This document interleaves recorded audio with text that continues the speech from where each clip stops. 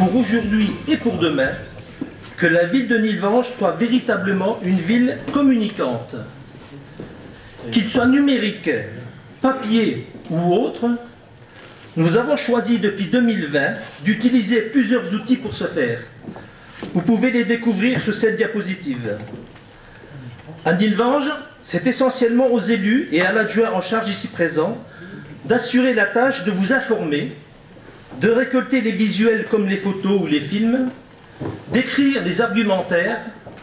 C'est là l'essentiel de ma délégation. De nouveaux supports sont à l'étude pour 2023, mais permettez-moi de ne pas encore communiquer sur ces sujets. Merci. À Nilvange, le sport et la jeunesse tiennent une place particulière, et cela depuis bien longtemps. Il s'agit d'abord pour notre équipe d'assurer une continuité d'action et d'activité au sein de nombreux équipements qui leur sont dédiés.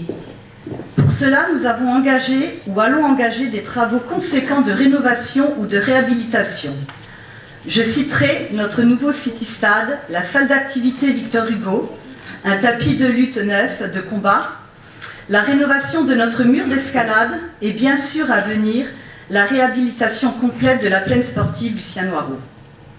Cette politique dynamique et sportive est engageante pour les acteurs associatifs et nous avons le plaisir d'accueillir de nouvelles associations à Nilvange. Les danseuses tahitiennes de Fetia Polynesia, magnifiques de couleurs et de rythme, Fench Basket Avenir, qui montre l'attachement viscéral des Nilvangeois à la formation du basket. Le Body Karaté, en partenariat avec la Maison pour tous, ou encore des nouveaux cours de baby gym ou de lutte, notamment réservés aux féminines.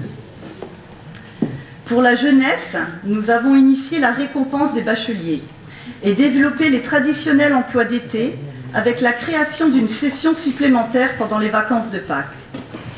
En lien et grâce à l'implication du club de tennis, 2 périodes d'initiation au profit des écoles ont été installées avec des éducateurs diplômés. J'encourage tous les acteurs associatifs à faire de même.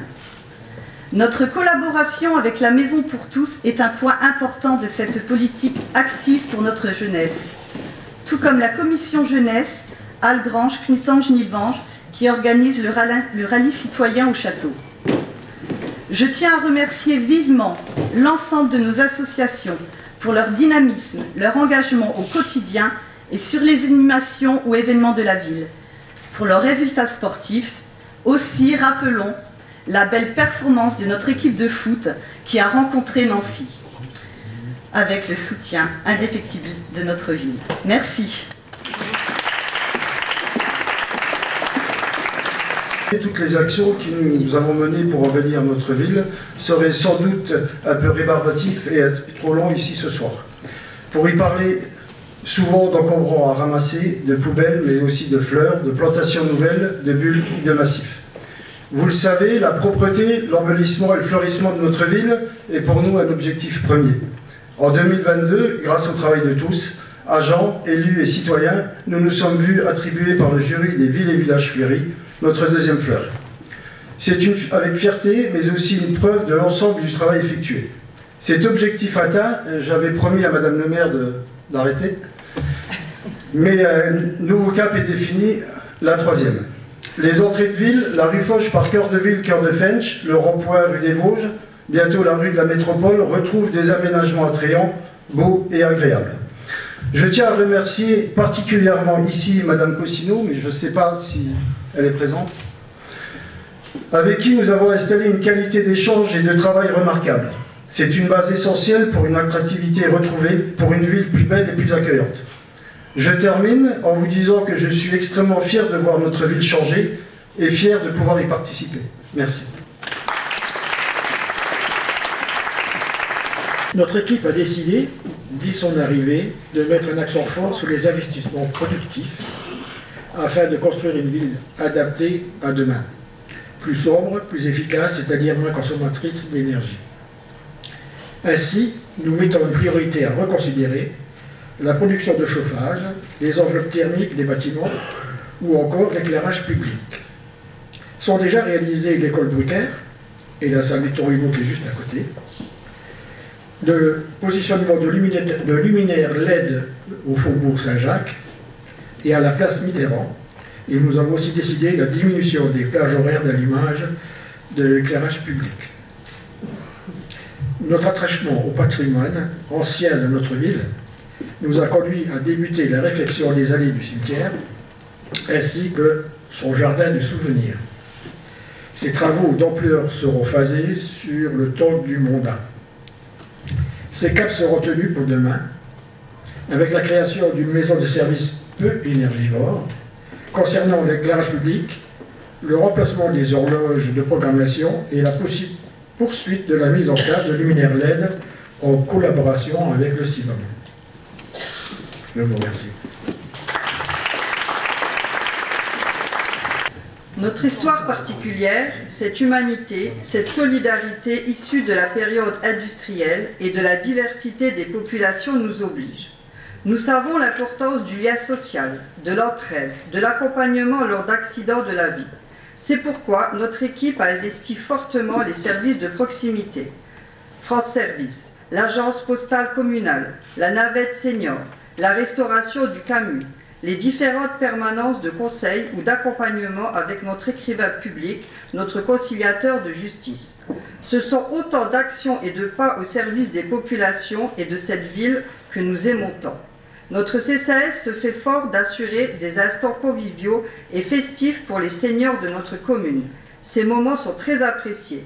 Ils contribuent à maintenir le lien social avec tous. Ils contribuent à maintenir ou à tisser les relations entre personnes d'âges différents en misant sur la transmission d'expériences et de savoir.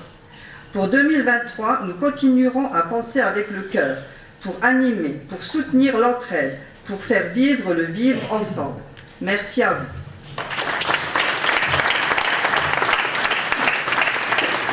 Je vais maintenant parler au nom de Madame Janon, adjointe à la santé, qui malheureusement est malade.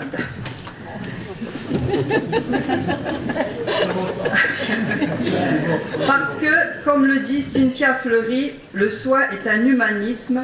Notre équipe a pris à bras le corps et dès son arrivée en 2020, la question de la santé comme étant primordiale pour une ville comme la nôtre.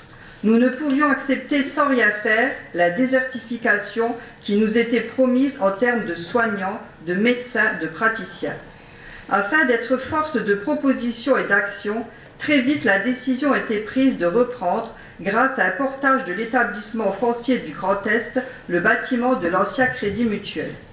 La qualité de son emplacement, de sa structure, nous permettait d'envisager la création d'une maison de service portée notamment sur les services de santé. Aujourd'hui, le temps des études est passé. Nous arrivons dans le dur.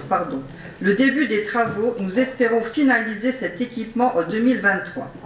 À côté de ce grand projet, nous avons décidé d'appuyer par la mise à disposition de locaux communaux l'ouverture d'un cabinet bien-être regroupant un naturopathe et 3 masseuses, cela dès janvier. Les participations aux différentes manifestations d'associations caritatives afin de récolter des fonds pour les actions en faveur de la santé, notamment Une Rose, un Espoir, Octobre Rose ou le Téléthon, vient compléter notre engagement pour une ville qui soigne. Merci. Notre ville, Nilvange, a des atouts insoupçonnés, un patrimoine architectural exceptionnel de qualité, de diversité, des connexions piétonnes et viaires qui assurent à son cœur de ville une réelle proximité pour tous ses habitants. Nous sommes forts de cet héritage et avons pour ambition de le magnifier, le faire vivre, car par un étrange hasard, il correspond aux attentes des citoyens ou usagers d'aujourd'hui, avoir à proximité de chez eux les services, les commerces, les balades et les activités sportives et ludiques. C'est pourquoi nous continuerons, avec l'agglomération du Val de Fensch, à restructurer et rénover nos espaces publics, à renouveler le bâti et l'habitat délaissé, à recréer des espaces sportifs et ludiques en les intégrant dans une démarche environnementale forte. Après la rue Foch, renaturée et revisitée, viendra la requalification de la rue Joffre jusqu'à la médiathèque Victor-Madeleine. Ce projet permettra d'offrir un cadre de vie amélioré, plus apaisé, plus paysager. Nous initions pour 2023 la refonte intégrale de notre plaine sportive, le complexe Lucien Noireau. Un projet d'ampleur, action phare de notre mandat.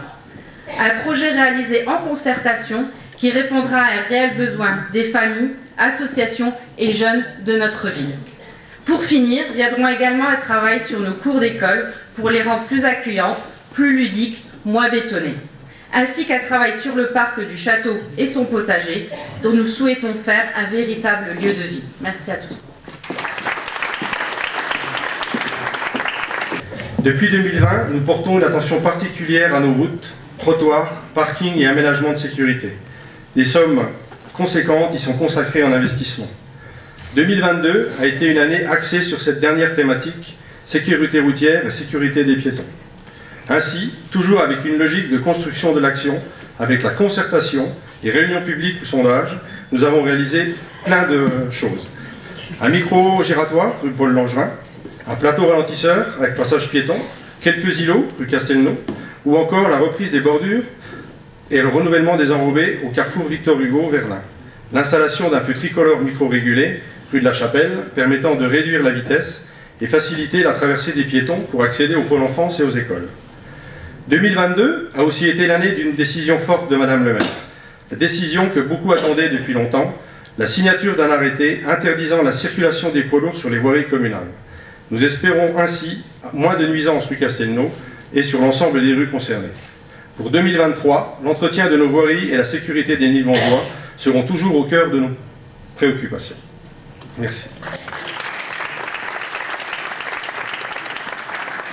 En appui du travail réalisé sur les aménagements paysagers, sur la nouvelle dynamique d'embellissement et de fleurissement à laquelle je participe activement, nous avons souhaité adosser des animations thématiques qui viennent mettre en valeur l'engagement des Nilvangeoises et des Nilvangeois, au bénéfice de l'image de la ville. Ainsi, nous développons, au cœur de cette politique dédiée à retrouver une ville agréable et belle, de l'événementiel spécifique aux décorations de Noël, au fleurissement des maisons, à la réalisation de potagers. De la même façon, nous sommes engagés pour pérenniser et développer des actions historiques, comme par exemple nos marchés de Noël. Belle année à vous. Conscient de l'importance de l'école, de la citoyenneté, de l'enjeu démocratique que représente aujourd'hui l'épanouissement, l'éducation et l'ouverture au monde de nos plus jeunes, nous souhaitons créer un lien de partenariat fort entre les écoles, la mairie et les associations pour construire ensemble un projet éducatif ambitieux. Déjà, des séances de tennis et bientôt de basket sont mises en place au profit des scolaires.